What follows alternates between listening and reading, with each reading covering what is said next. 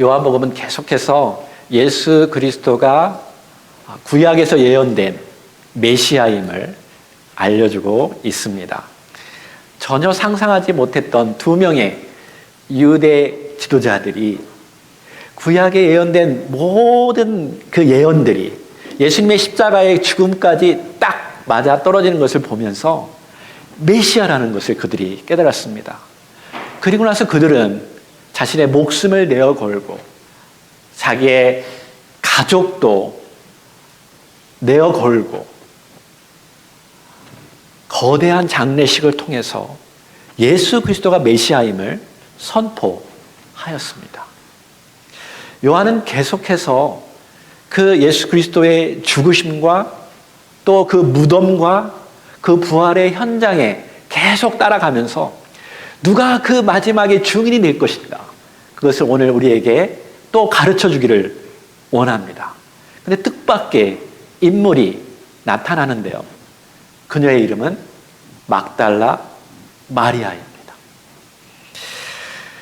그 당시 유대인들에게는 여인은 그다지 중요한 증인이 되지 못했습니다. 아리마대 요셉이나 니고데모 정도가 되어야 증인으로서 좀 신빙성이 있지요. trustworthy 하지요.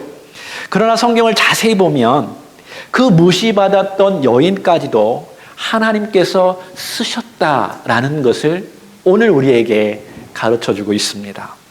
여러분, 예수님 믿고 예수님 사랑하고 또 예수님께 소망을 둔 자들에게는 하나님께서 반드시 사용할 수 있습니다. 자, 요한복음 20장 1절 말씀 보겠습니다. 시작. 안식 후 첫날 일찍이 아직 어두울 때에 막달라 마리아가 무덤에 와서 돌이 무덤에서 옮겨진 것을 보고 시몬 베드로와 예수께서 사랑하시던 그 다른 제자에게 달려가서 말하되 사람들이 주님을 무덤에서 가져다가 어디 두었는지 우리가 알지 못하겠다 하니. 다른 복음서에서는 여인들이 같이 갔는데 여기 요한복음에서는 이 막달라 마리아의 이름만 드러내고 있습니다. 안식 후 첫날 아직 어두울 때라고 말한 것은 아마도 그녀가 그날 밤새도록 기다렸다라는 것을 의미하고 있습니다. 유대인들은 안식일 날 아무것도 하지 못하도록 금지하였기 때문에 이 그녀는 예루살렘에서 하루를 꼬박 보냈습니다. 자기의 고향인 갈릴리 지역의 막달라로 돌아가지 아니하고 예루살렘에 남아서 안식일 하루를 보낸 다음에 그 다음날 아침 일찍 가려고 밤새 기다렸다라는 것을 알 수 있습니다. 누가복음 8장에 보면 이 막달라 마리아에 대해서 한 구절로 이야기하고 있습니다. 그녀는 7 귀신 들린 여자였습니다. 한 명도 아닙니다. 도대체 7 귀신 들린 여자가 어떠한 삶을 살았을까요? 근데 그 복음서에 다른 귀신 들린 자의 이야기들을 들어보면 그녀가 어떤 상태인지 우리는 어느 정도 알 수 있습니다. 그 당시 귀신 들린 여인들은 물에 갑자기 들어가기도 하고 불에 갑자기 들어가기도 해서 부모들이 어떻게 할 수가 없었습니다. 또 돌로 자기의 몸을 상하게도 하고 산이나 들에 가서 소리 지르고 길거리에 가면서 미친 여자처럼 사람들에게 귀신처럼 마귀처럼 그렇게 대했기 때문에 어느 누구하고도 어울릴 수 없는 그런 자였습니다. 정말 그녀는 하나님과 완전히 결별되어 있고 암흑 속에서 절망 속에서 어느 사람도 돌보지 않는 그런 7 귀신 여인이 되었습니다. 그 여인에게 예수 그리스도가 찾아가서 그 모든 7 귀신을 다 물리치시고 그녀를 회복시켜 주셨습니다. 누가 빛 대신 주님을 더 많이 사랑할까요? 주님의 사랑을 더 많이 받은 자일 것입니다. 그녀는 밤새 무덤에 빨리 열릴 때 기다리면서 예수님께로 찾아가기를 원했던 것입니다. 제일 먼저 무덤에 가서 보니까 돌문이 옮겨져 있는 거예요. 그리고 시체가 없었습니다. 그래서 마리아는 그 당시 제자들의 리더였던 요한과 베드로에게 빨리 달려갔습니다. 왜 그들에게 달려갔을까요? 그 당시 여인들은 증인으로 취급받지 못했기 때문에 남자 2명의 절실히 필요했던 것이었습니다. 근데 여기 자세히 보니까 마리아가 우리가 알지 못하겠다라고 했지요. 복수를 쓴 것은 다른 복음서처럼 여인들이 같이 갔다라는 것을 알 수 있습니다. 그러나 요한은 다른 여인들의 이름을 언급하지 않습니다. 그녀의 이름만 부각한 이유가 분명히 여기에서 나타나고 있기 때문에 그렇습니다. 자, 2명의 제자들은 마리아의 말을 듣고 함께 무덤으로 달려갔습니다. 3절을 볼까요? 시작. 베드로와 그 다른 제자가 나가서 무덤으로 갈새 둘이 같이 다름질하더니 그 다른 제자가 베드로보다 더 빨리 달려가서 먼저 무덤에 이르러. 영어로 한번 읽어볼까요? 재밌어서 그렇습니다. So Peter and the other disciples left, and they were going to the tomb. The two were running together, and the other disciple ran ahead faster than Peter and came to the tomb first. 베드로의 이름이 먼저 나온 것을 보아 먼저 움직였다라는 것을 알 수 있습니다. 그의 성격이 급한 것은 여러분도 다 잘 알고 있지요? 여러분 신앙생활에도 성격은 잘 변하지 않는 것 같습니다. 근데 재미있는 것은 요한이 베드로보다 더 빨리 갔다라고 기록하고 있어요. 그가 젊거나 달리기를 잘해서 빨리 갔다라기보다는 그가 예수님을 더 많이 사랑했기 때문에, 예수님의 사랑을 더 많이 받았기 때문에 더 빨리 간 줄로 믿습니다. 여러분, 예수님의 사랑을 더 많이 받는 사람들이 더 빨리 달릴 수 있습니다. 베드로가 이번에는 졌습니다. 지금 이 얘기하는 거예요. 근데 몇 주 후 갈릴리에 보면 베드로가 먼저 예수님께 헤엄쳐 가는 것을 우리는 볼 수 있습니다. 여러분 혹시 올해 누군가에게 졌나요? 2024년도 또 올 것입니다. 여러분 정말 신앙의 경주에서 빨리 달리기를 원하시나요? 주님께 칭찬받기를 원하시나요? 그럼 주님을 더 사랑하십시오. 주님을 더 신뢰하고 믿기 바랍니다. 주님께 더 여러분 인생의 소망을 더 맡기시고 주님께 더 사랑하도록 노력하십시오. 그러면 주님께서 반드시 더 많이 사랑해 주실 것입니다. 다음에는 더 빨리 간다라고 하나님의 책 속에 기록되겠지요. 자, 5절을 볼까요? 요한입니다. 요한이 구부려 세마포 놓인 것을 보았으나 들어가지는 아니하였더니 시몬 베드로는 따라와서 무덤에 들어가 보니 세마포가 놓였고 또 머리를 쌌던 수건은 세마포와 함께 놓이지 않고 딴 곳에 쌌던 대로 놓여 있더라. 자, 소심했던 요한은 곁에서 살짝 안으로 보았지만 베드로는 곧바로 무덤 속에 들어가서 자세히 보았습니다. 성격이 그대로 드러나고 있습니다. 꾸며낸 사람이 아닙니다. 실제적인 사람입니다. 베드로는 세마포가 그 자리에 놓여 있는 것만 보지 않고 자세히 보니까 머리에 쌌던 수건이 세마포와 같이 겹쳐져 있지 않고 머리에 있는 자리에 수건은 머리에 있고 몸에 감겼던 세마포는 그 몸자리에 그대로 놓여 있는 것을 지금 보았다라고 말하는 것입니다. 이것은 누가 그 시체를 훔쳐가지 않았다라는 정확한 증거입니다. 어떤 도둑이 세마포와 같은 기증품을 잘 접어놓고 전혀 쓸데없는 시체만 가지고 가나요? 그럴 수 없지요. 어떤 이들은 제자들이 예수님의 시체를 훔쳐갔다고 말합니다. 그러나 어떤 제자가 세마포는 놓고 알몸만 가지고 갑니까? 썩은 내 나고 별 쓸데리 없는 시체를 왜 가지고 갈까요?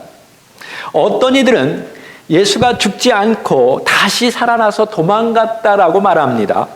그러나 피투성인 그가 어떻게 칭칭 감겨있던 머리 수건과 세마포를 풀고 바로 그 자리에 정리해 놓고 도망갑니까? 빨리 막 퇴쳐놓고 아무데나 던져놓고 도망가겠죠.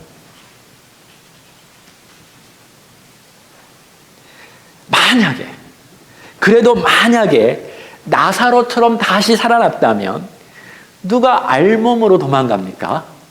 옷은 최소한 입고 도망가겠지요. 이것은 예수님께서 칭칭 감겨있던 세마포나 수건을 그냥 통과하여 빠져나왔다라는 부활의 증거입니다. 존 스토트가 아주 멋지게 이 장면을 묘사했어요. 베드로와 요한이 본 이 장면은 마치 나비가 벗어버리고 나온 번데기와 같다라고요. 정확하게 머리에 있는 부분은 머리에 있고 몸에 있는 부분 몸에 남겨져 있었던 것입니다. 자, 베드로는 아마도 다른 제자에게 이렇게 말했을 것입니다. 야, 정말 이상한 일이야. 그 머리에 있던 수건과 몸에 감싼 그 세마포가 바로 그 자리에 있어. Folded up in a place by itself. 자, 8절. 그때에야 무덤에 먼저 갔던 그 다른 제자도 들어가 보고 믿더라.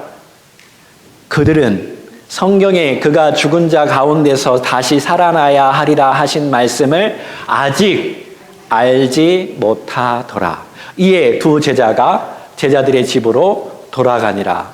여기 요한은 들어가 보고 믿었다라고 했는데 예수님의 부활을 믿은 것이 아닙니다. 8절만 읽고 9절을 읽지 않으면 엉뚱하게 해석할 수 있습니다. 요한은 베드로가 정말 이상하다 그 말을 믿었다라는 거예요. 그것은 9절이 뒷받침해주고 있죠. 그들은 알지도 못하고 깨닫지도 못했던 것입니다. 사실 예수님은 제자들에게 여러 번 자신이 부활할 것에 대해서 말해 주었어요. 나사로를 부활시키면서도 보여주면서도 내가 다시 부활할 것을 깨닫게 하고 가르쳐주기 위해서 명확하게 말씀했는데도 불구하고 그들은 그 증거를 보았는데도 믿지 못했다라는 것입니다. 요한이 이렇게 쓴 것은 자기 자신도 이처럼 예수님이 부활할 것을 머릿속에 상상하지도 못했고 믿지 못했다라는 것입니다. 그래서 그냥 집으로 돌아갔습니다. 여러분, 성경이 사실이라는 증거는 자신의 부끄러운 것까지 그대로 다 썼다라는 데 있습니다. 예수님의 사랑을 많이 받았고 가까이서 그 수많은 기적을 보았음에도 불구하고 그러한 요한마저도 예수님의 부활의 말씀을 지금 믿지 못했다라고 자기의 부끄러움을 소개시켜 주는 거예요. 우리 수진 자매님이 오늘 부끄럽다라고 소개한 것처럼 말입니다.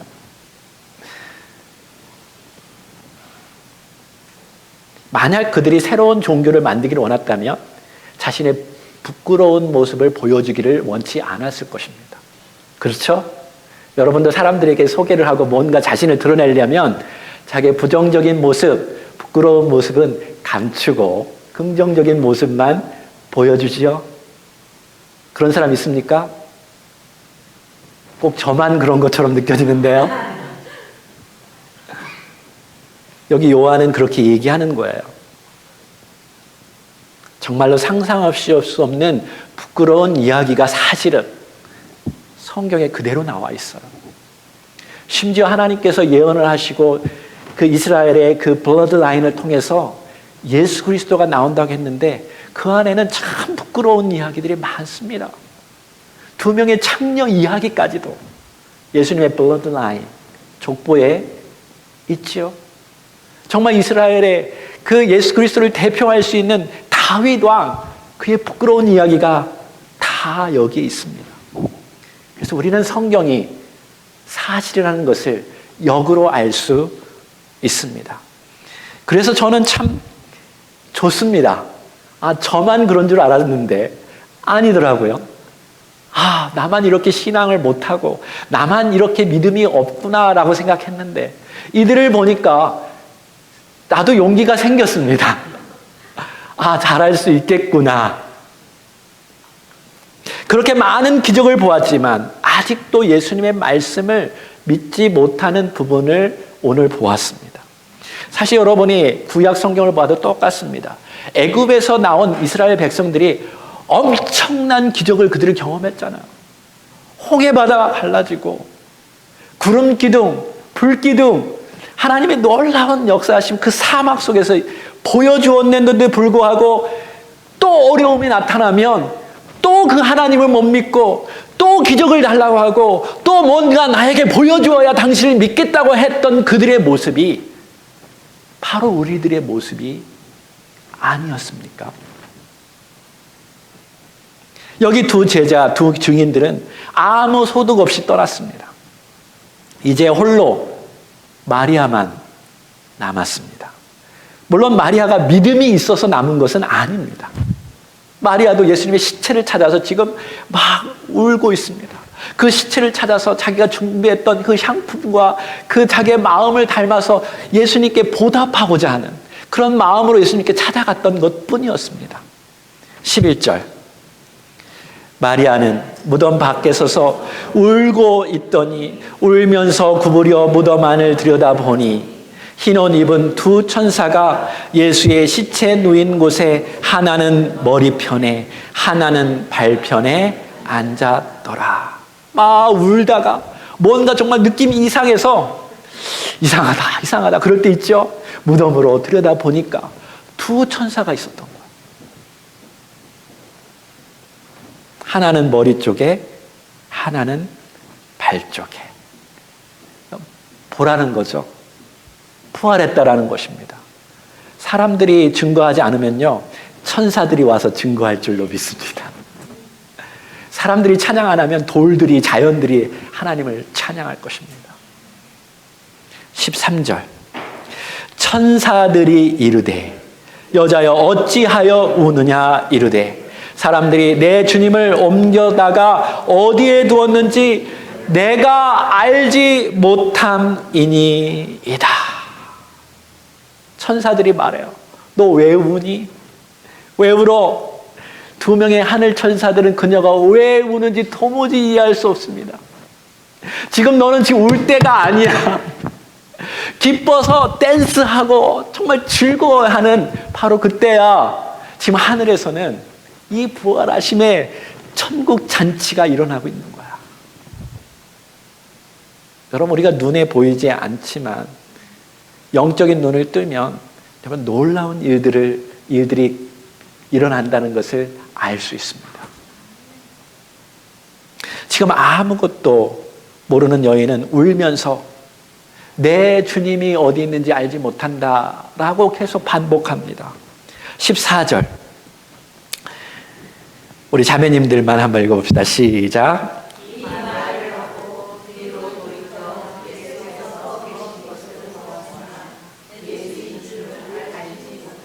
15절 우리 형제님들이 시작. 예수께서 이르시되 여자여 어찌하여 울며 누구를 찾느냐 하시니 마리아는 그가 동산지기인 줄 알고 이르되 주여 당신이 옮겼거든 어디 두었는지 내게 이루소서 그리하면 내가 가져가리이다. 여러분, 마리아는 천사를 보고도 믿지 않았습니다.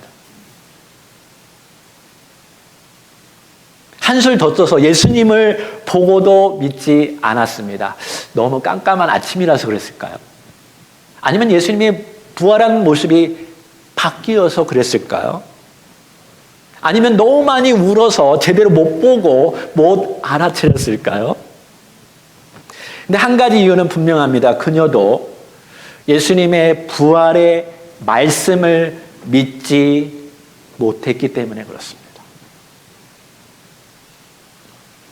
자, 16절 예수께서 마리아야 하시거늘 마리아가 돌이켜 히브리 말로 라본이라 하니 이는 선생님이라 말이라.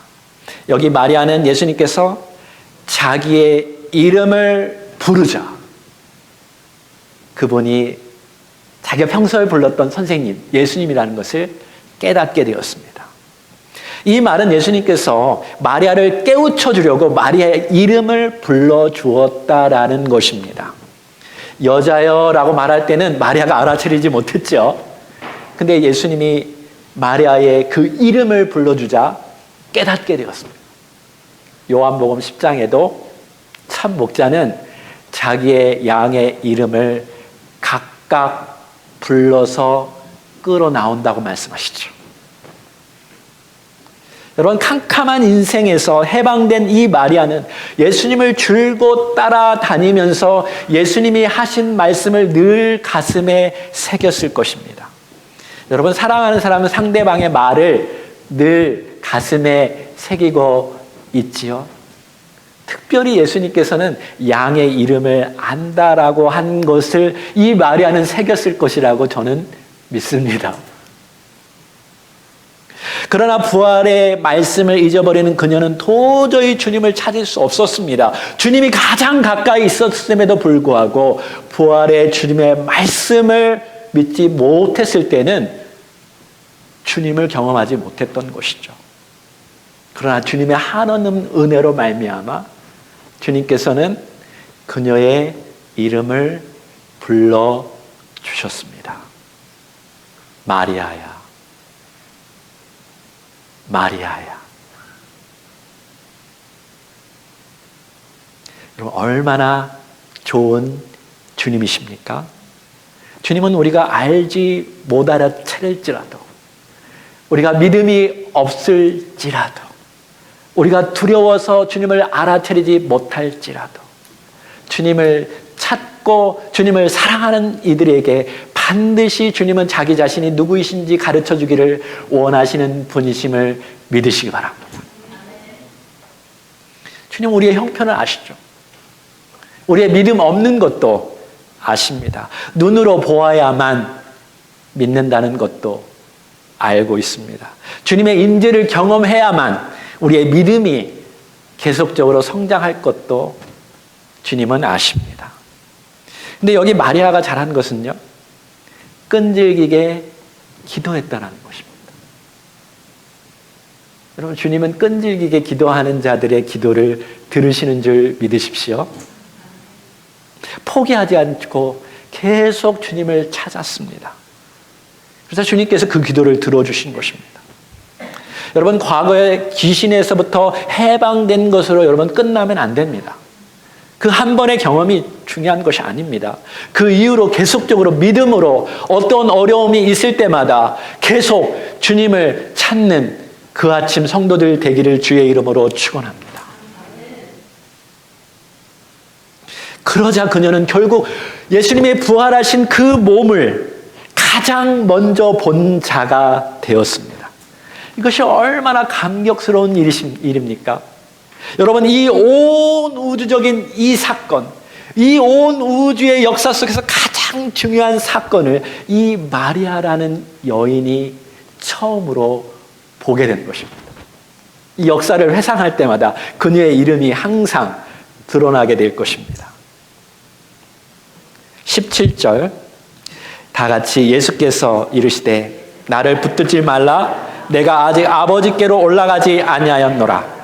너는 내 형제들에게 가서 이르되 내가 내 아버지 곧 너의 아버지 내 하나님 곧 너의 하나님께로 올라간다 하라 하시니 막달라 마리아가 가서 제자들에게 내가 주를 보았다 하고 또 주께서 자기에게 이렇게 말씀하셨다 이르니라. 이 부분은 좀 이상하죠. 왜 자신을 붙들지 말라고 했을까요? 어떤 이들은 자신이 부활해서 그 영광스러운 glorious body를 가지고 있기 때문에 만지지 말라고 했다라고 말하기도 합니다. 근데 한 일주일 후면은 토마가 예수님을 만지려고 했을 때 만지라고 예수님께서 말씀하셨기 때문에 많은 신학자들이 이걸 가지고 헷갈려하고 있습니다. 좀 이상하죠? 너는 여자니까 내 몸을 만지지 말라라고 했을까요? 너는 부정하니까 내 몸을 만지지 말라고 했을까요? 아닙니다. 예수님은 한 번도 여인에 대해서 차별하지 않았습니다. 그녀는 예수님을 따라갔던 정말로 참 제자였습니다. 그렇다면 어떻게 해석해야 하나요? 사실 요거를 좀 우리가 이해하려면 그 당시 유대인의 문화를 알아야 하는데, 유대인들의 여인이 남자를 이렇게 만났을 때, 좋아할 때 우리 TV에서 지금 보는 것처럼 포옹하는 그런 문화가 아니었습니다. 그들은 남자의 발을 잡았습니다. 특별히 선생님이라면, 존경하는 사람이라면 발을 붙잡았습니다. 그러니까 예수님께서 마리아야 라고 했을 때 그녀가 너무 좋아서 예수님의 발을 덥석 잡았다라는 것입니다. 마리아는 예수님의 음성을 듣고 믿었기 때문에 계속적으로 붙잡지 않아도 됩니다. 맞죠? 그러나 도마는 예수님을 믿지 못하기 때문에 만져서라도 네가 믿어야 한다, 그러므로 만지라고 했던 것입니다. 주님께서 나를 붙잡지 말라고 한 더 중요한 이유가 바로 그 다음 구절 때문에 그렇습니다. 예수님은 뭔가 우리에게 중요한 것을 가르칠 때 좀 충격요법을 쓰는 거예요. 계속 붙들지 말라라는 거예요. 왜? 내가 지금 아버지께로 올라간다라는 것입니다. 이걸 2번 강조했어요. 18절에 보니까, 17절에 보니까 영어로 보면 이거를 어떤 식으로 얘기했냐면 I am ascending to my Father 라고 했어요. 처음에는 나는 하나님께로 간다고 했는데 두 번째는 현재 진행형을 써서 지금 하나님께로 올라가니까 나를 붙잡지 말라라는 거예요. 이것이 중요한 어떤 메시지가 여기에 있기 때문에 우리에게 이렇게 말하고 있는 것입니다. 지금 내가 진짜로 올라간다는 것은 아닙니다. 지금 올라가는 것이 시작되었다라는 것을 말해주고 있어요. 이제 시간이 얼마 남지 않았다라는 것을 마리아에게 알려주는 것입니다. 이제 제가 설교를 마치겠습니다. 이렇게 말하고 1시간 동안 설교하는 사람 들어보셨죠? 그 말은 뭐예요? 이제 마지막 시간이 되었다라는 것을 알려주는 거예요. 근데 뭔가 거기에 의미가 있다라는 것을 지금 예수님께서는 가르쳐주고 있는 건데요. 근데 여기 보니까 두 번째, 나의 아버지이기도 하지만 너의 아버지라고 말하고요. 나의 하나님이라면, 나의 하나님이지만 이젠 너의 하나님이라고 말씀하고 계십니다. 여기 내 형제들이라는 육신의 형제가 아닙니다. 영적인 형제를 말하고 있어요. 예수님의 말씀을 듣고 예수님의 말씀에 순종해서 따라가는 영적인 형제들에게 말합니다. 내가 지금 이렇게 서두르는 이유는 내가 아버지께로 올라가야 아버지의 영, 성령을 너희에게 보내주고 나의 영이 너희 안에 들어가서 매 순간 너희를 도울 수 있기 때문에 나는 지금 올라가야 한다는 것입니다. 그 성령이 와야 너희를 매 순간 악으로부터 도와줄 것이고 내가 너에게 말했던 것을 매 순간마다 가르쳐주고 도와주고 인도해 줄 것이기 때문에 예수님은 그거를 지금 기대하면서 이야기하고 있는 것입니다. 마리아야, 이제 너와 나의 관계는 이런 물질적인, 이렇게 몸으로 만지는 이런 물질적인 관계를 벗어나서 영적인 관계로 들어가야 합니다. 보이는 세계가 아니라 보이지 않는 영적인 세계다. 내가 내 안에 들어가서 너와 항상 함께 할 것이다. 너와 항상 함께 할 것이다. 그러면 나의 영이 너의 안으로 들어가야 한다. 그러려면 내가 빨리 아버지께로 올라가야 한다. 그 당시 유대인들은 여자를 증인으로 삼지 않았습니다. 만약 쓴다면 신빙성이 떨어집니다. 그러나 요한은 일반적인 여인도 아니고 7 귀신 여인이었습니다. 그렇다면 그녀가 증인으로 나섰을 때 누가 믿을 수 있을까요? 다시 한번 생각해 봅시다. 만약 이 요한이 조작하려고 했다면 반드시 유명 있는 사람들이, 그런 남자들이 썼을 것입니다. 그러나 예수님의 부활은 누가 보아도 사실이기 때문에 누가 증인이 되는 게 그렇게 크게 중요하지 않습니다. 그럼에도 불구하고 7 귀신 들린 여자를 부활의 첫 증인으로 삼은 것은 우리에게 엄청난 교훈을 주고자 한 것입니다. 여러분, 귀신 들린 여인도 사도처럼 쓰임 받을 수 있습니다. 그녀는 부활의 주님을 자기 눈으로 직접 보았고 주님의 말씀을 다른 제자에게 전하는 사도가 되었던 것입니다. 그렇다면 여러분도 주님께서 충분히 사용할 수 있습니다. 그동안 주님을 온전히 믿지 못하고 주님을 온전히 사랑하지 못하고 그동안 내가 준비되지 못한 사람이라 할지라도 이 7 귀신 여인과 비교를 하면 여러분은 훨씬 더 주님께 쓰임받을 수 있는 사람임에 분명합니다. 정말 주님 앞에 쓰임받기를 원하십니까? 그렇다면 마리아처럼 주님께 찾아가십시오. 안 됩니까? 우십시오. 간절히 매달리십시오. 심령이 가난하고 애통하는 자는 천국이 저일 것이라. 주님께서 말씀하셨습니다. 반드시 주님께서 위로해 주시고 도와주시고 함께하여 주시고 알게 하여 주시고 깨닫게 하여 주시고 나중에는 사용케 하시는 하나님의 놀라운 사람이 될 수 있습니다. 이제 성령님께서 우리에게 오셨습니다. 함께 하십니다. 여러분을 도우실 것이고 오늘도 이 자리에 계셔서 말씀을 드릴 때 감동케 하시고 새로운 믿음을 갖게 하시고 새로운 다짐을 갖게 하시는 분은 성령 하나님이십니다. 저는 그분께 순종하는 것뿐입니다. 저는 그저 도구일 뿐입니다. 성령님께서 여러분 안에 지금도 역사하시고 말씀하시고 지금도 여러분을 통해서 절망 가운데 있고 암흑 가운데 있는 영혼들을 다시 찾아내어서 하나님의 사랑을 경험케 하기를 원하시는 줄 믿습니다. 2023년도 마지막입니다. 2023년도 좀 졌습니까? 2024년도 옵니다. 마리아와 같은 인생이 되고 싶지 않습니까? 내가 주를 보았다. 내가 가장 처음으로 부활하신 전능하신 하나님의 임재를 보았다. 나같이 더럽고 절망 속에 있었고 세상에 무시받았던 내가 하나님 앞에 크게 쓰임 받았다. 우리 모두